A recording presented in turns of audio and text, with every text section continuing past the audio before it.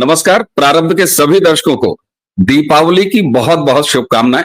और आज आप सभी को शुभकामना देने के लिए हमने एक यशस्वी पैनल अपने प्रारब्ध के बाबा रामदास, पुष्कर अवस्थी जी और व्यालोक पाठक जी, आप तीनों को दीपावली की बहुत बहुत शुभकामनाएं और स्वागत है। दर्शकों, आज ये वीडियो न किसी विषय पे है और न कोई राजनीतिक, सामाजिक, सांस्कृतिक ऐसी कोई बात हम करने जा रहे हैं।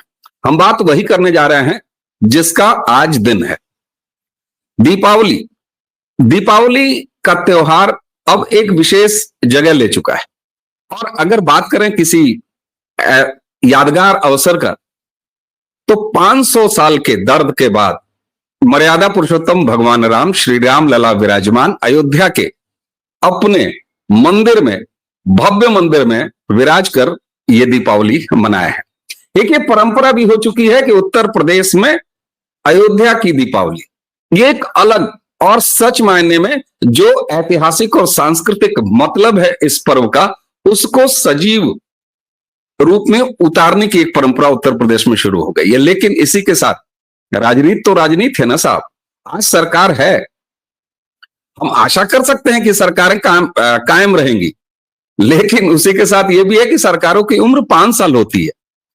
दीपावली कैसी रही, अयोध्या की खास दीपावली कैसी रही, और सनातन का एक एक व्यक्ति 500 साल के इस दंश के बाद जो भव्य दीपावली और हमारे रामलला विराजमान अपने मंदिर में बैठ के दीपावली मनाए हैं, इस पर क्या विचार रखता है।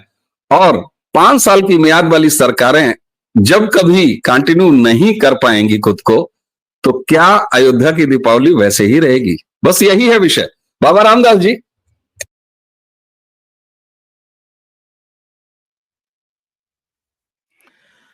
सबसे पहले तो सभी दर्शकों को, सभी भाइयों को दीपावली की हार्दिक शुभकामनाएं। और मैं तो एक चीज महसूस करता हूं कि दीपावली में हम लोग दिया जलाते हैं, हम लोग रोशनी करते हैं, हम लोग पटाखा फोड़ते हैं, हम लोग अनार जलाते हैं, परंतु उसकी सारा जो मैं देख रहा हूं कि जो हम लोग का, ये हमारे देश का जो ये इंडी गिरोह है, ये जो लेफ्ट लिबरल कबाल है, उसको बड़ी तकलीफ होती है हमारे इस पर्व से। पता नहीं क्या समस्या है। कल मैं उसका हाउ जॉन हाउ का नाम है, कौन जात हो, मतलब इतना रविशवा इतना एमसी की सुपरलेटिव डिग्री होती है। एक एमसी होता है सर, एक एमएमसी होता है, एक डीएमसी होता है। एमसी, महा एमसी और दर एमसी। कल उसका एक वीडियो आया है, वो कहता है कि दीपावली पे मिठाई नहीं खाऊंगा, दीपावली से एक दिन पहले 2 लड्डू खाऊंगा और दीपावली के अगले दिन 4 लड्डू खाऊंगा। वजन कंट्रोल रोक है, चाहे नहीं हो गया, दीपावली पे नहीं खाऊंगा। ये आपने देखा, रविश कुमार का कल का वीडियो है।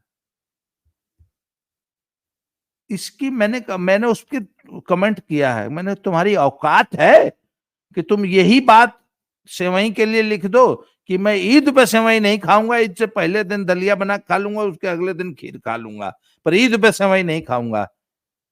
ईद पे तो तुम्हारा ये ज्ञान नहीं आता है इस टाइप का। तो सर ये, और मैं आपको बताऊं कि कनाडा से भी एक खबर आ रही है कि कनाडा की सरकार आधिकारिक रूप से, जैसे आजकल तो दीपावली जो है व्हाइट हाउस में भी मनाई जाती है, कई देशों की सरकारें आधिकारिक रूप से दीपावली को एज अ पर्व अपने ऑफिसेज में या अपने प्रेसिडेंट हाउस में मनाती हैं, पर कनाडा इस बार नहीं मनाएगा। उस पर भी वहां की हिंदू कम्युनिटी बहुत नाराज है। और हमारे भाई जॉन्स जो हैं, उनके जगह जगह से खबरें आ रही हैं कि मुंबई से, कल हम लोगों ने इस पे एक चर्चा भी किया है कि मुंबई में जो वो कहते हैं कि सिर्फ 2 भाई जॉन हैं सोसाइटी में, और वो जो ना कर रहे हैं कि हम यहाँ पे रोशनी और लाइटिंग नहीं होने देंगे, पटाखा नहीं फूट देंगे। 2 लोग मिलके पूरी सोसाइटी को धमका रहे हैं। ये मुंबई की एक उसकी है। तो सर देखिए, हमारा उत्सव है, हमारा पर्व है, हमारे लिए दीपावली सबसे महत्वपूर्ण त्योहार है, परंतु इनके लिए दीपावली पे राजनीति करना सबसे महत्वपूर्ण अवसर हो जाता है। और आपने कहा ये सरकारें बदल जाएंगी तो कल को भी रामलला जो है अपने अयोध्या जी में दीपावली मनेगी। नहीं सर, मुझे मुझे पूरा डाउट है। जो लोग राम मंदिर, राम की प्राण प्रतिष्ठा जब हुई मंदिर की, रामलला की, उसमें नहीं आए, वो दीपावली मनाएंगे? भगवान न करे वो दिन आए, सैफई में सर नाच होगा, लौंडा नाच होगा, सैफई में बॉलीवुड से बुलाई जाएंगी नर्तकियां, उनका नाच होगा कि दीपावली मनेगी? सर रावण के महल में दीपावली मनी थी क्या? ऐसा कोई? तो सर ये तो रावण की खानदान है ना, रावण के वंशज हैं, ये कहां से दीपावली मनाएंगे? ये तो राम भक्त, रामलला के जो चाहने वाले हैं, हम लोग हिंदू सनातनी ने दीपावली मनाता है। वामपंथी कहां दीपावली मनाता है? वामपंथी को तो दमा हो जाता है, उनके कुत्ते डर जाते हैं, बिल्लियां दुबक जाती हैं। अच्छा, वामपंथी जो है कभी भी इसको दीपावली नहीं बोलता है, द फेस्टिवल ऑफ लाइट्स। वामपंथी इकोसिस्टम को दुकानदारी चाहिए, खूब खरीदारी कीजिए on the festival of lights उसको। सर तो ये तो ऐसे ही चलेगा जब तक हमारा इकोसिस्टम, इसीलिए हम अपना हिंदू इकोसिस्टम बनाने की बात कर रहे हैं ना। तो सर बिल्कुल। सभी राम भक्तों को दीपावली की शुभकामनाएं। ये ऐसे ही जलते रहेंगे, इनके पिछवाड़े भी एक दिया और एक अनार, इनका पछवाड़ा ऊपर करके उसके नीचे जो है एक अनार जलाया जाए, पूरा बड़का। बिल्कुल। और आपने कहा ना कि फेस्टिवल ऑफ लाइफ, अरे जश्न चरागा, क्या बात कर रहे हैं? कहां कहां तक ये जाते हैं जश्न। जी जी जी। और रवीश कुमार जैसा जो है घृणित दोपाया, और आपने कहा ना कि इनके कुत्ते डर जाते हैं, दरअसल इनके 4 पाए कुत्ते तो डरते ही हैं, ये 2 पाए जो कुकुर हैं, जो मनुष्य के रूप में देखे जाते हैं, उनके भी डर जाने की पूरी संभावना। और कहते हैं ना कि कुछ डर ऐसा होता है जो बड़ा अच्छा होता है। व्यालोक भाई, ये अयोध्या जीत गए, अयोध्या जीत गए ये कहने वाले अखिलेश, और जिस अखिलेश वो जो वहां का सांसद है, उसको उन्होंने अयोध्या का राजा ये घोषित किया था, कल वो व्यक्ति अबू आजमी के रोड शो, पर्चा भराई में, उसके बाद के उत्सव में तो शामिल था। लेकिन अगर अयोध्या जीतने का वो दावा करता है, जबकि अयोध्या नाम की कोई सीट भी नहीं है, वो अवधेश प्रसाद जो कि फैजाबाद का सांसद है, वो कहीं नजर नहीं आया। यानी कि ये साफ बंटवारा तो अब क्लियर है ना साहब, कि एक मुसलमानों की पार्टी है, एक मुसलमानों की राजनीति करने वाली पार्टियां हैं, कांग्रेस, इंडिया अलायंस, वो पूरा पूल, और दूसरी तरफ हिंदुओं ने अब अपनी, मुझे लग रहा है कि राजनीतिक दल और स्टैंड दोनों चुनना शुरू कर दिया है। एक चीज बताइएगा, ये बटेंगे तो कटेंगे, ये एक जो स्लोगन है, ये राजनीतिक स्लोगन से ज्यादा मुझे लग रहा है कि बहुसंख्यक का एक जीवन दर्शन टाइप का ये सामने आ रहा है। और एक चीज बताएं, ये बटेंगे तो कटेंगे से ब्यालोक भाई, सामने वालों की बड़ी कट रही है। ये नारा किस समय आया है और कैसे इस नारे का भविष्य देख रहे हैं आप? व्यालोक भाई, 1 सेकंड में, 1 मिनट। सर जो भी बनारस आता है बाबा विश्वनाथ के दर्शन करता है। आज तक आपने इस अखिलेश यादव को मुंबई जाके सिद्धिविनायक मंदिर में गणपति बाबा के दर्शन करते कभी आज तक कोई फोटो देखा है? मैं ये याद दिलाना चाहता हूं बस। जी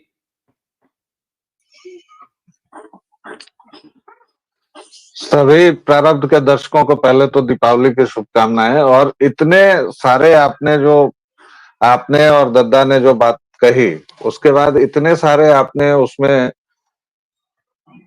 एरिया को कवर कर लिया है कि उसको 5 मिनट में समेटना थोड़ा सा मुश्किल है। क्योंकि एक बार बोलने के क्रम में क्या है कि एक अर्बन लेजेंड है जीबी शॉ को लेके कि उनके पास कोई आया कि चलिए कल परसों भाषण है, डेट लेने। तो उन्होंने कहा कितनी देर बोलना है? तो अगले ने पूछा कि इससे आपके चलने न चलने का क्या कार्यक्रम है?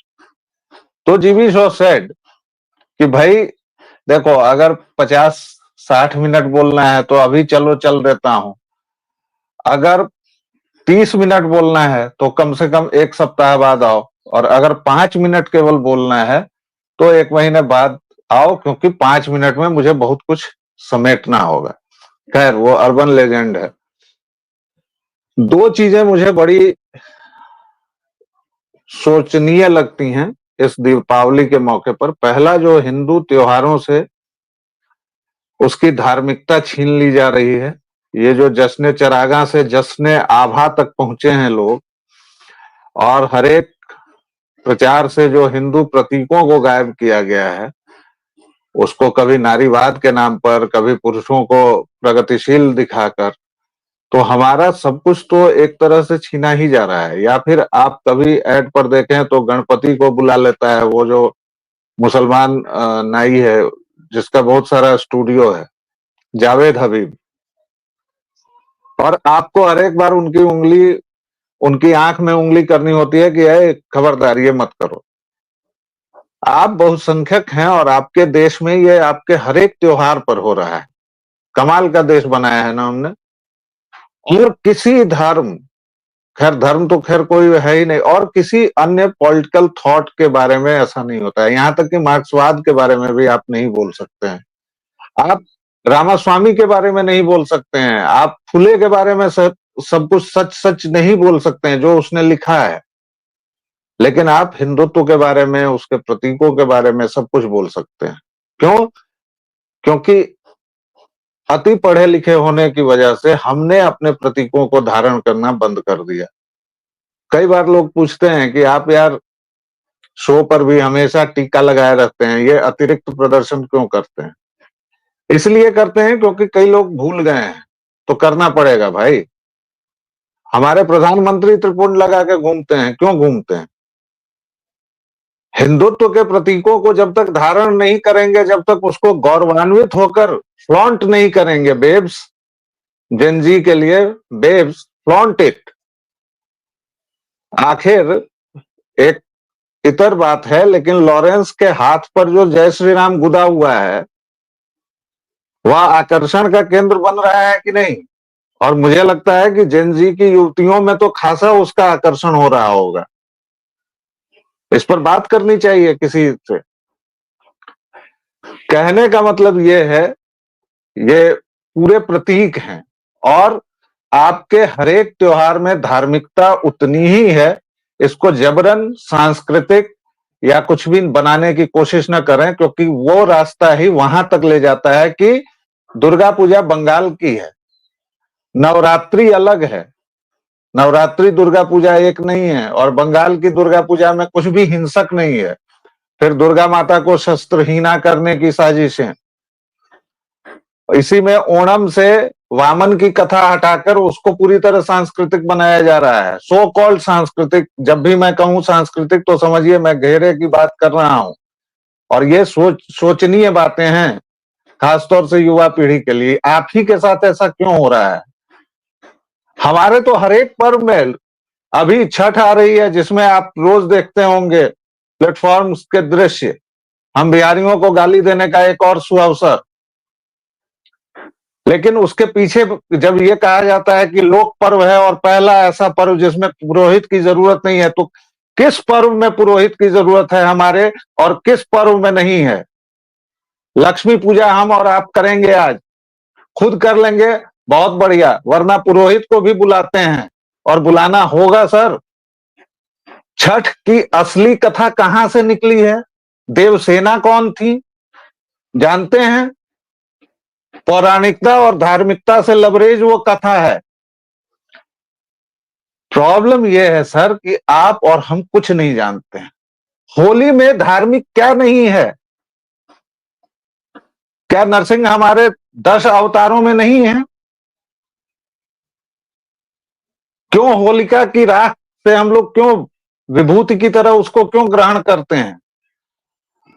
भाई, हिंदुत्व एक पैकेज है, उसको काली कनातों से ढकना नहीं है पृथ्वी को। इसलिए इसमें सामाजिक, धार्मिक, राजनैतिक पूरा जीवन दर्शन निहित है मित्रों। इसको उस तरह से देखिए। और बाकी दिवाली पर खूब मिठाई खाइए, जितने पटाखे चलाने हो चलाइए, क्योंकि सनातनी है तो हमारे चिंतन में पर्यावरण की रक्षा है। हमें किसी दोगले तिगले से जरूरत नहीं है सर्टिफिकेट लेने की। हमारे यहाँ भैरव भी पूजे जाते हैं और श्मशान काली भी पूजी जाती हैं। जिनके यहाँ देवियों का कॉन्सेप्ट ही नहीं है, हमारे यहाँ तो देवता मतलब देवी देवता बाद का डिफरेंशिएशन है। देवता मतलब देवता ही, वायोनी। हमारे यहाँ तो जेंडर डिस्क्रिमिनेशन है ही नहीं मित्र। इसलिए खूब खाइए, खूब पटाखा फोड़िए और सबको दीपावली की बहुत बहुत शुभकामनाएं। जय सिया राम। जी वेलोक भाई, आपने बिल्कुल एक नए सेगमेंट को एड्रेस किया और ये भी बहुत जरूरी है। बाबा जी, आपने जब ये कहा ना कि कुछ लोगों को हमारे त्योहारों से, सनातनी त्योहारों से पता नहीं क्या दिक्कत है, उसके बिल्कुल अलग तस्वीर को व्यालोक जी आपने जो एड्रेस किया। अब मैं चलूंगा पुष्कर दा के पास। पुष्कर दा, सच बताइएगा, आपके पास एक जीवन का विराट अनुभव है और आपने बहुत बारीकी से जीवन को देखा है और उस क्लास को भी देखा है, उस मास को भी देखा है। एक तरह से पूरे समाज का जो है ना वो थर्मामीटर लंबे समय तक देखने का अनुभव आपको है। सच बताइएगा, सोशल मीडिया जब नहीं था, जब ऐसे चार लोग बैठ के यूट्यूब पर नहीं बतियाते थे, दिवाली तब भी होती थी, राजनीति तब भी थी, सरकारें तब भी थी, और भारतीय जनता पार्टी जैसी सो कॉल्ड ये होता है कि हिंदू राजा आ गया, हिंदू राजा आ गया, हिंदू शासन आ गया, हिंदू राज आ गया, ये तरह के जुमले जो हैं या इस तरह की बातें किन्हीं बंद कमरे चार दोस्तों या पान की दुकानों पर होती थी कि नहीं होती थी, हम नहीं जानते। क्या परिवर्तन आप देख रहे हैं जैसे जैसे आपने सनातन के इन तमाम पर्वों को एक परिवार के सदस्य के रूप में, एक मुखिया के रूप में और एक सामाजिक सरोकारी के रूप में देखा है? मैं जानना चाहता हूं कि आपके देखते देखते किस तरह के परिवर्तन आए हैं हमारे त्योहारों में।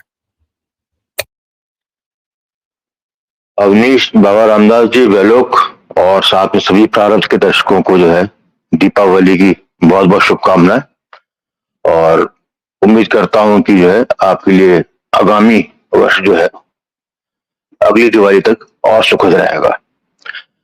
ये बात तुमने बिल्कुल सही की। ये मेरा एक जीने का दायरा रहा है, एक स्पेसिफिक थॉट प्रोसेस के निकला हुआ, जो कि अंग्रेजी में पढ़ता था, अंग्रेजी में सुनता था, अंग्रेजी में सोचता भी था। मैं कह सकता हूं कि 80 के दशक तक जो है निश्चित रूप से त्योहार मनते थे, उसमें कहीं किस तरह का कोई वो आप कह सकते हैं कि उस पर कोई विमर्श भी नहीं होता था। जो पहले से चल रहा था वैसे ही चल रहा था, चल रहे थे। 90 के दशक में आकर, 90 के दशक के बाद जो, क्योंकि हम लोग एक सेकुलर इकोसिस्टम के अंदर बंधे हुए, नाक पांच में जब बंधे हुए थे, तो हमारी जो है स्वयं की मानसिकता भी विकृत कहीं ना कहीं हो चुकी थी हमारी। जब मैं अपनी बात कर रहा हूं तो अपनी पीढ़ी की बात कर रहा हूं, जिनके बच्चे जो है 90 पैदा हुए, 90 के दशक में पैदा हुए या 21वीं शताब्दी में पैदा हुए। 90 के दशक में जो है मिलावट चालू हुई और इसका एहसास नहीं हुआ। 21वीं शताब्दी में आकर ये ज्यादा हुआ। बीच में एक पीरियड आया था जिसमें कि जैसे अब यहाँ पे, क्योंकि जब आप बात करते हैं त्योहार की बात करते हैं तो राज सत्ता से सीधा जुड़ा होता है। भले इसको हम सामाजिक कहें, समाज का कहें, लेकिन समाज कहीं ना कहीं जो है राज सत्ता की कुंजी से बंधा हुआ होता है। एक ब्रीफ फेज आया था, लेकिन वो दुर्भाग्य रहा हमारी पीढ़ी का कि वो फेज जो है अपने आप को जो है अलग नहीं कर पाया। ठीक है, बीजेपी की एनडीए की सरकार में सब कुछ था, लेकिन उसका जो चरित्र और कलेवर जो था वो भी जो है सेकुलर बनने की राह पे था। वो भी जो है कह सकते हैं कि अपने को किस वो तो गंभीर विषय हो जाएगा कि इन कारणों से ऐसा हुआ, लेकिन ऐसा हुआ। उसका हुआ कि अपॉर्चुनिटी लॉस हुई और उसके बाद जो हमको 10 साल का प्रशासन मिला वो सबसे घातक रहा। घातक इसलिए रहा कि हम जो है अपनी नियति को अपनी नियति में दासत्व स्वीकार करके सनातन, क्या सनातन शब्द तो अब आया है, हिंदू से ही या हिंदुत्व के प्रतीकों से हीन भावना से ग्रसित हो गए बुरी तरीके से। वो तो 2012-13 में एक राजनीतिक चेतना आई और पहली बार जो है हमको 2014 में एक ऐसा राजनीतिक प्राप्त हुआ जिसको हम हिंदू कह सकते हैं, जिसने की पूर्ववर्ती लोगों से की तरह छद्म को हटाकर हिंदुत्व के प्रतीकों को गढ़ा ही नहीं, उसको ओढ़ा भी और गर्वांकित भी। पहली बार जो है इस जनरेशन ने 1947 के बाद स्वतंत्र भारत, तथाकथित स्वतंत्र भारत की पीढ़ी ने एक अपने शासक को हिंदू होने पर गर्वान्वित होते देखा और साथ में हिंदू त्योहार को जिस गरिमा से, जिस सहजता से उसका जो है मनाना चाहिए या उसका उल्लास का जो है, जो आपका भाव होता है उसको ग्रहण करना चाहिए, वो हमें दोबारा सीखना। तो मैं इसको कहता हूं जो आज की तारीख में ये जो पूरा 10 साल का काल रहा, इस reclaiming phase of Sanatan legacy, हम सनातन बोलने लगे हैं 2019 के बाद।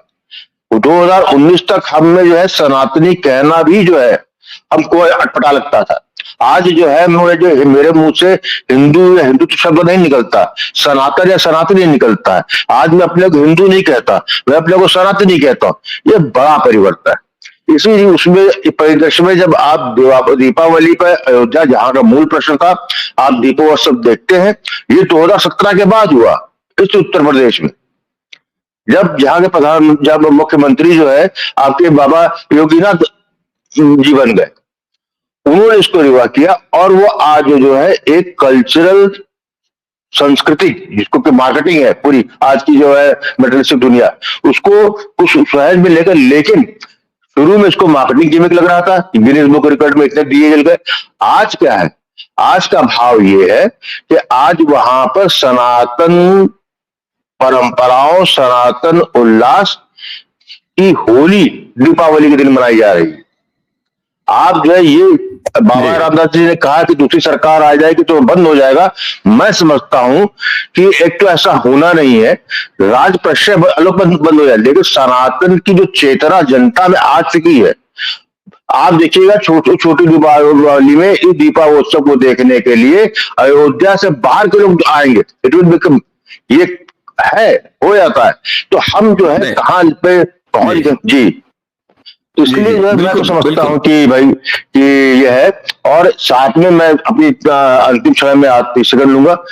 साथ में ये एक बहुत बड़ी जिम्मेदारी भी जो आप देख रहे हो, जिम्मेदारी ये है कि ये प्रकाशोत्सव हुआ है राजा राम के होते हुए, स्वतंत्र राजा राम जो कि अब तंबू में नहीं है, विराजमान है रामलला के रूप में, उनके उसमें जो है दीप चले हैं। ये हमको जो है एक आत्मशक्ति देती है और आने वाले कल, जिसमें कि निश्चित रूप से आप रावण और राम के बीच का युद्ध के पुनर्युद्ध का जो है आप अवलोकन करेंगे, उसमें आपको राम सेना में भर्ती होके जो है अपना उसमें योगदान देने के लिए प्रेरित कर रही है। और ये निश्चित रूप से इस अवसर को यही समझना चाहिए कि ये हमारे लिए जो है ये आशा की पुंज है। जिस तरीके से 500 साल के संघर्ष के बाद रामलला के दरबार में जो है दीपावली मनाई जा रही है, तो कल जो है राम और रावण का जो है त्रेता युग का युद्ध जो फिर से जो है, जो कि सन्निध सामने दिख रहा है, वो होगा। तो हमको राम सेना की में अपना जो है योगदान, अपना, अपने कुल, अपने परिवार का देना है। इस प्रतिबद्धता को हमें स्वीकारना ही होगा जी। ठीक बात, बिल्कुल ठीक बात। अच्छा, अब इस डिबेट को जरा खोल देते हैं, अंतिम 1-1 मिनट 2-2 मिनट जिसकी भी इच्छा होगी। मैं एक चीज सामने रख रहा हूं साहब, देखिए हम सबने देखा कि अयोध्या की जो दीपोत्सव, उसके बहाने ये चर्चा शुरू हुई। दूसरा ये है कि साहब हमारे त्योहारों से इनको जलन क्यों होती है। लेकिन ये बात भी तो सही है, जब पुष्कर दा अपने जीवन के अनुभव से एक बात कह रहे हैं कि साहब 2014 के बाद हमने सनातन बोलना शुरू किया, सनातन को ओन करना शुरू किया, तो फिर मैंने जो शुरुआत में ये बात कही थी और चिंता व्यक्त की थी कि सरकारों की मियाद या राजनीतिक पार्टियों वाली सरकारों की मियाद तो 5 साल होती है। अगर 5-5 साल की सरकार कोई या कोई राजनीतिक सत्ता अगर सनातन को सनातन होना सिखाएगी तो फिर ये कोई परमानेंट सोल्यूशन तो हुआ नहीं साहब, कि आज सरकार है कल सरकार नहीं रहेगी, कल किसी चौथे की आएगी, पांचवें की आएगी। क्या सनातन इस बात की बाट जोता रहेगा कि कोई प्रधानमंत्री कोई मुख्यमंत्री आए तभी देव दीपावली मनेगी? सनातन तभी बचेगा या सनातन सरकारें सिखाएंगी? तो मुझे लगता है फिर तो सरकारी हिंदू बन के रहना होगा, और ये कोई परमानेंट सोल्यूशन तो नहीं हुआ। आप तीनों लोगों बिल्कुल ओपन है सर। नहीं, इस पर मैं सबसे पहले इसलिए झपट के आ गया क्योंकि ये व्यक्तिगत अनुभव है। देखिए, ऐसा नहीं है, मैं पुष्करदा के साथ असहमति रखते हुए उसी वाक्य विन्यास को थोड़ा और बदलूंगा उनकी आज्ञा से। ऐसा नहीं था कि 2014 के बाद हमने हिंदुत्व बोलना या सनातन बोलना सीखा, नहीं। लेकिन जो न्यूज चैनल्स के न्यूज रूम में एक व्यक्ति अगर टीका लगा के चला जाता था या एक व्यक्ति के बारे में अगर ये पता चल जाता था कि ये दक्षिणपंथी रुझान वाला है, भूल जाइए पार्टी वगैरह, तो उसको जिस तरह सामूहिक आखेट उसका किया जाता था, मॉब लिंचिंग होती थी उसकी, उसमें। और 2014 के बाद एक के बाद 3 आए, 5 आए, और अब आलम यह है कि उसमें प्रदूषित तत्व ज्यादा आ रहे हैं। जिन्होंने रातों रात लाल पटका उतारा है और भगवा पहन लिया है, वो सब भी है। लेकिन धर्म सत्ता को या सांस्कृतिक सत्ता को बल तब मिलता है जब उसके पीछे राजनय का बल हो। तो जब लोगों ने देखा कि भाई प्रधानमंत्री महोदय निकल रहे हैं, प्रधान सेवक महोदय गंगा जी से पूरा मार त्रिपुंड और वो रुद्राक्ष लेके, तो जैन जी में ये जहां एक एनिग्मा बना, एक कैटलिस्ट बना, ये bro RPM wears this, come on, rock and roll, you know, तो वो जेन जी में बना। और जो हमारी पीढ़ी थी उसमें कहा गया कि यार अब तो प्रधानमंत्री हैं तो कम से कम अब मॉब लिंच नहीं होंगे। तो वो जो एक पहले जो पगलेट टाइप का आइटम होता था, जो उसको फर्क ही नहीं पड़ता है, वो लोग तब भी थे, लेकिन उनके करियर तबाह हुए, क्या हुए नहीं है, आज वो कहाँ है मुझे नहीं पता। क्योंकि आज भी तो जो लोग हैं वो दावा कर रहे हैं ना कि उन्होंने फला शहादत दी थी 1992 के युद्ध में और 2004 में। तो ये जो प्रवाह है, इसको आप अगर सनातनी हैं तो समझ लेंगे। और इसमें मैं यही कहूंगा कि वैसा कुछ नहीं है कि हिंदुत्व तो अभी आया है, लेकिन राजनीतिक सत्ता ने खुलकर लोगों को चॉइस अपनी बताने पर फ्री किया है। ये है, फ्री हैंड दिया है, फ्री हैंड दिया है, कॉन्फिडेंस आया। और एक वाकई घटना, ये त्रिपुंड वाली घटना, आप बाबा जी आप भी इसके साक्षी रहे हैं और पुष्कर जी आप भी इसके साक्षी रहे हैं। 2015 का मार्च फॉर इंडिया का वो कार्यक्रम याद करिए, और उस कार्यक्रम के बाद जब लाखों लोग दिल्ली की सड़कों पर उतरे थे, एनडीटीवी का एक पत्रकार रोता हुआ आयोजकों के पास आया था, मैं कुछ लोगों के नाम नहीं लूंगा, अभिभावक हैं हमारे, उनके पास आया था और उसने ये कहा कि हमने आपके इस कार्यक्रम से बाइट लेके अपने न्यूज चैनल पहुंचाया है और मैं उस बाइट में टीका लगाए हुए दिखाई दे रहा हूं। मुझे आज अपने स्टूडियो में बहुत ज्यादा डांट पड़ी है और टीका मिटाने के बाद मुझे दोबारा भेजा गया है कि जाओ और आओ बाइट लेके आओ। ये एनडीटीवी के एक पत्रकार ने बताया था। आप दोनों साक्षी हैं। बाबा जी आपकी टिप्पणी, उसके बाद पुष्करदा अंत करेंगे आज की चर्चा का। जी देखिए, बात यह है कि ये इस लेफ्ट लिबरल कबाल ने ना हम हिंदुओं को एक षड्यंत्र के तहत डिसआर्म, मतलब शस्त्र विहीन करने का एक कुचक्र रचा था, एक षड्यंत्र रचा था, और इसमें हम लोग फंस गए हैं सर। इस षड्यंत्र को पहचान के ये जो दीपावली, तो it is a series of पर्व ना, त्योहार शुरू होता है नवरात्र से, आके दशमी पे हम लोग शस्त्र पूजन करते हैं और रावण फूंक देते हैं। उसके बाद 20 दिन बाद दीपावली मनाते हैं। तो सर हिंदुओं ने पता है क्या किया, दीपावली को एक बहुत बड़ा कल्चरल इवेंट, और हमारे ही अंदर कुछ लोगों ने इसको व्यापार विनिमय, बिजनेस, सेल कितनी हुई, सोना कितना बिका, इस तक सीमित कर दिया और इसको बाजार ने पक लिया। सर शस्त्र पूजन से शुरू कीजिए, इस पूरे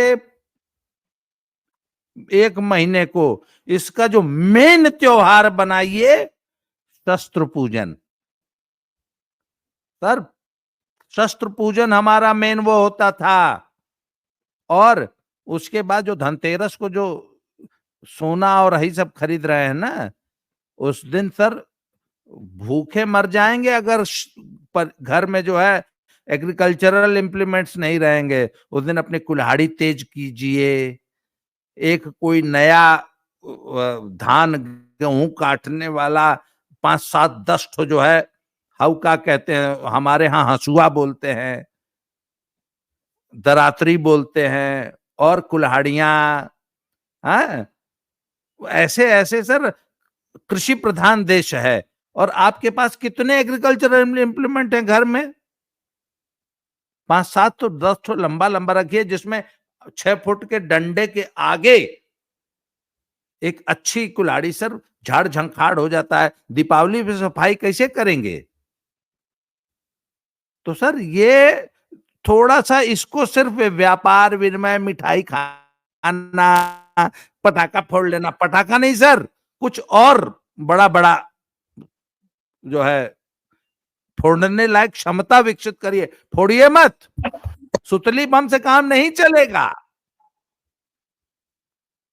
हाँ, वो पाकिस्तान वाला मिनिस्टर जैसे, अरे अरे पाकिस्तान वाला मिनिस्टर जैसे पाव पाव भर का कहा था कि हमने पाव पाव भर के बना के रखे हुए पाइया दे बम। तो सर इस फेस्टिवल को सर थोड़ा सा और व्यापक करने की जरूरत है, मैं ये मानता हूं। बिल्कुल ठीक है। देशज देशज बाबा जी, देशज क्या, बाबा जी देशज का एक शब्द है, अरे शौर्यता और वीरता का पर्व है, वहां से मनाना शुरू करिए। मेहरा मेहरा के रंगोलियां अपने हाथों और कपार पर मत बनाइए, ये उसका पर्व नहीं है, और सनातन ये नहीं सिखाता।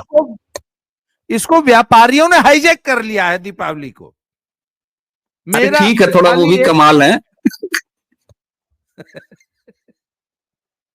पुष्कर दा, ये जो इन्होंने बात कहा वाकई, मतलब आप सोचिए बरसात में, अब ये जो है दिवाली में सफाई का त्योहार है, वाकई हमारे यहाँ तो सफाई के ठीक ठाक कोई औजार ही नहीं होते हैं। तो मुझे लग रहा है ये नए नए औजार कसवाने वाला जो आइडिया है, और पटाखे, मुझे लगता है पटाखे का सांकेतिक मतलब है कि दाएं दाएं 2 4 कर लिए और लंबा बड़ा स्टॉक बचा के रखे कि वक्त जरूरत जब आए, है ना।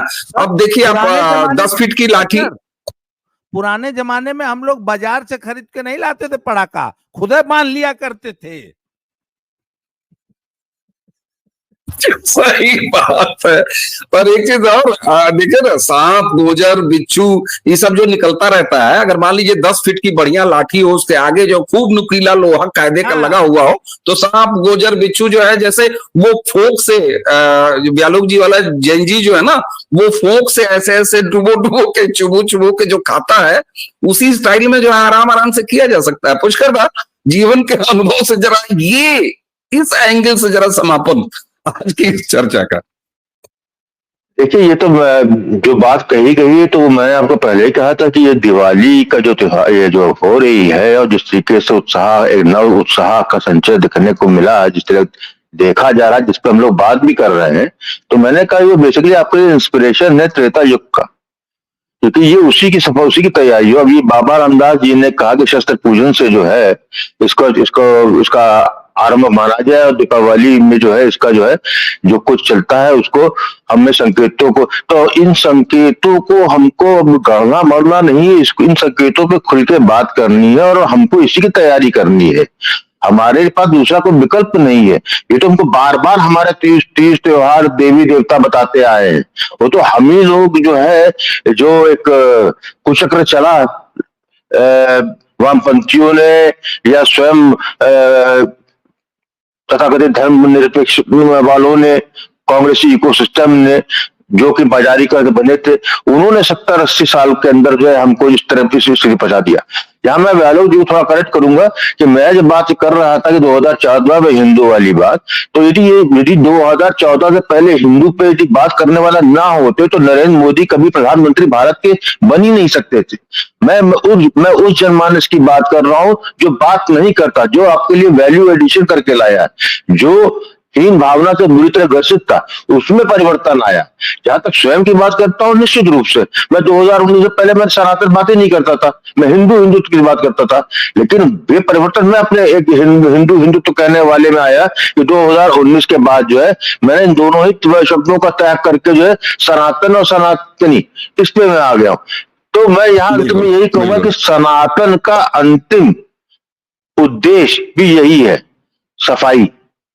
आप जो है कभी सनातन को जो है कभी गंदगी में बीच में आप नहीं पाएंगे। हमारे यहाँ हमेशा जब हमारे यहाँ जब भाई कहे साफ करके जहां बैठो वहां पे जो है साफ करके बैठो, ये हमारे यहाँ बिल्कुल नैसर्गिक रूप से है। तो सनातन इससे बड़ी शिक्षा क्या दे सकता है? दीपावली सफाई का है, कबाड़ी निकल रहा है, आवाज दे रहा है कबाड़, तो ठीक है। तो ये हमारे यहाँ जो कबाड़ हमने इकट्ठा कर लिया है, चाहे वैचारिक रूप से या सामाजिक रूप से, दोनों इनको हटाने का कार्य है। और बाबा जी ने बता ही दिया है जो करना कराना है।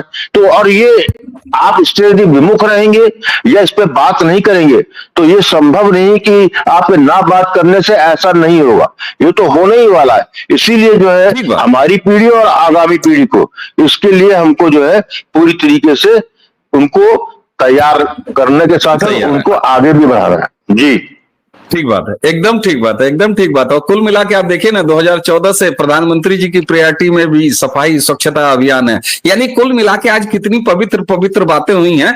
दीपावली प्रकाश का पर्व है, उल्लास का पर्व है, सफाई का पर्व है, और हम चारों लोगों ने मिलके पिछले 40 मिनट से सफाई सफाई सफाई पर ही बात करी। और मुझे नहीं लगता कि सफाई से किसी को दर्द होगा। सब सफाई पसंद होना चाहते हैं, सब स्वच्छता चाहते हैं, इसलिए सनातन हमारा स्वच्छ रहना सिखाता है। अब स्वच्छता के आयाम क्या क्या हैं, उसके अंजाम क्या क्या हैं और उसके हथियार क्या क्या हैं, इस पर बाबा जी ने, व्यालोक जी ने और आप पुष्कर जी ने, आप तीनों ने बताया।